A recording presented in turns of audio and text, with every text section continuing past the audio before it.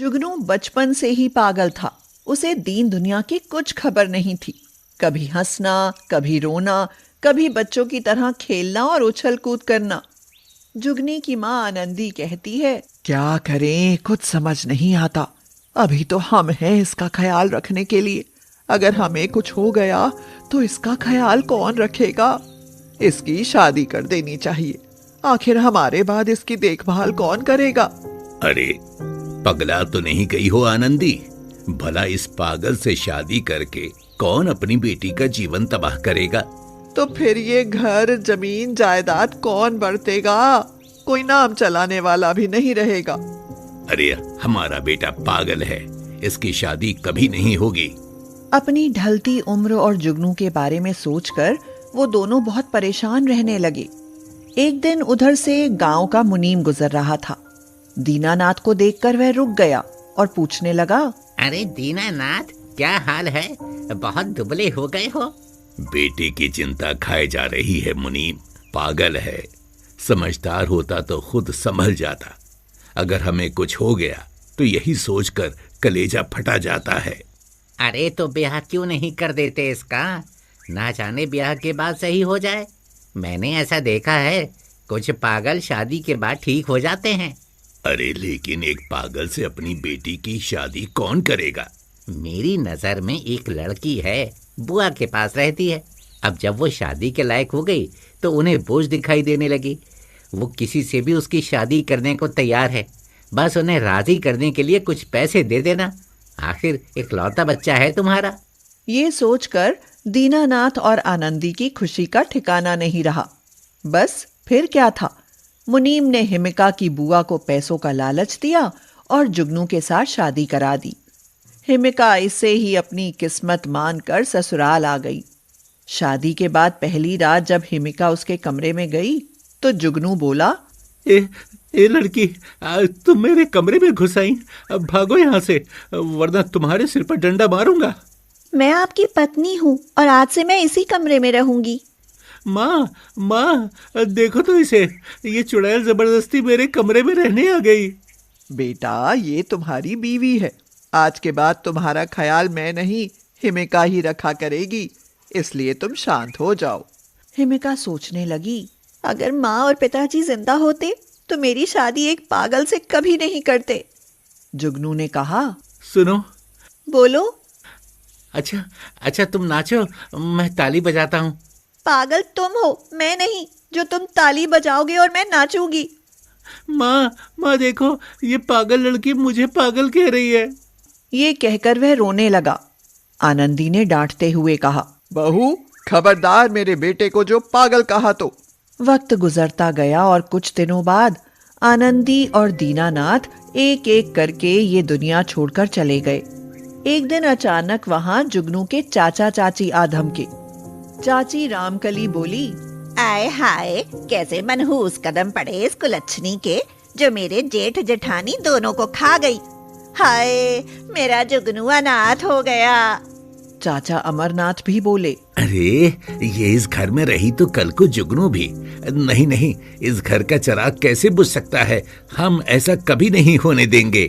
बहू, अब जेठ जी जिंदा नहीं है तो इस प्रॉपर्टी पर उनके बेटों का अधिकार है, और जब वो पागल है तो अब ये सब हमारा है। तुम्हारा क्या भरोसा, क्या पता कब इस घर को बेचकर भाग जाओ। इसलिए निकल जाओ इस घर से। हाँ चाची, ये आप क्या कह रही हैं? ये मेरा घर है, मैं इसे छोड़कर कहाँ जाऊंगी? कहीं भी जाओ हमारी बला से। सुनते हो, इसे धक्के देकर निकालो यहाँ से। उन्होंने हिमिका को घर से बाहर निकाल दिया। वह रोती रही, चिल्लाती रही, लेकिन किसी ने उसकी एक न सुनी। पिछले दिनों में हिमिका के साथ रहते रहते जुगनू को भी हिमिका से लगाव हो गया था। उसने रामकली के सिर में फूलदान उठाकर मारा और कहा, वो बहुत अच्छी है, तुमने उसे बाहर निकाल दिया, अब मैं तुम्हें मारूंगा। तुम्हारी इतनी हिम्मत कि तुम हमें मारो, अब तुम भी निकलो इस घर से। अब जुगनू और हिमिका दोनों सड़क पर थे। हिमिका परेशान होकर बोली, हे भगवान, ये कैसी परीक्षा है मेरी। अब एक पागल पति के साथ कहाँ जाऊं? वह जुगनू के साथ भूखी प्यासी काम के लिए भटकती रही। उसके साथ पागल को देखकर कोई भी काम नहीं देता था। एक दिन वह एक भट्टे पर पहुंची जहां ईंट बनाई जाती थी। उसे वहां काम मिल गया। हिमिका ने कहा, जुगनू, अब तुम यहाँ बैठकर आराम से ये देखना कि मैं ईंट कैसे बनाती हूँ। एक दिन इन्हीं ईंटों से हम अपना सुंदर सा घर बनाएंगे। लेकिन हमारा घर तो वहाँ है, चाचा चाची के पास। जब मैं बड़ा हो जाऊंगा उनसे अपना घर वापस छीन लूंगा। हिमिका ने उसके बालों में हाथ फेरते हुए कहा, काश तुम जल्दी अच्छे हो जाओ। अब जुगनू और हिमिका वहीं रहते और वहीं काम करते। जुगनू भी उसकी हल्की फुल्की मदद कर देता। एक दिन जुगनू बोला, सुनो, कहीं से मुझे बहुत अच्छी खुशबू आ रही है। हमारे कुछ साथी ना उधर चिकन बना रहे हैं।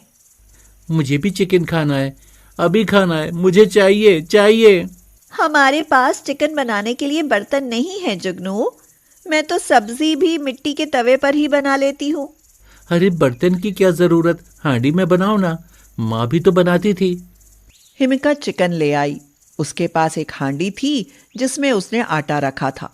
उसने वह खाली करी और अपने ईंटों से बने गए चूल्हे पर हांडी में मिर्च मसाले डालकर चिकन चढ़ा दिया।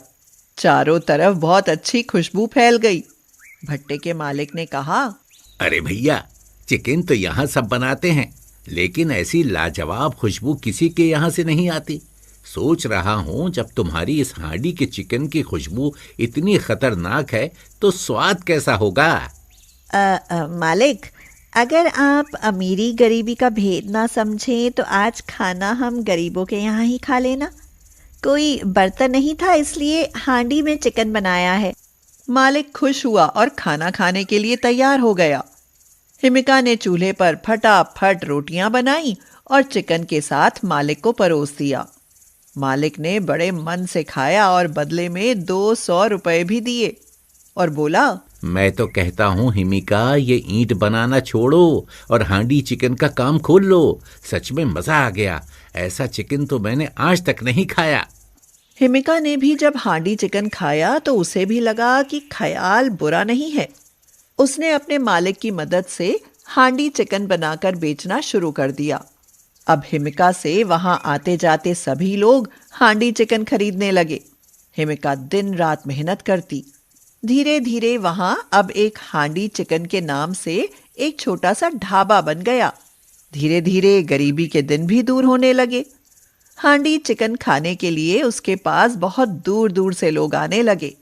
एक दिन वहां अचानक से जुगनू गिर पड़ा और उसके सिर में गंभीर चोट आई। हिमिका उसे अस्पताल ले गई।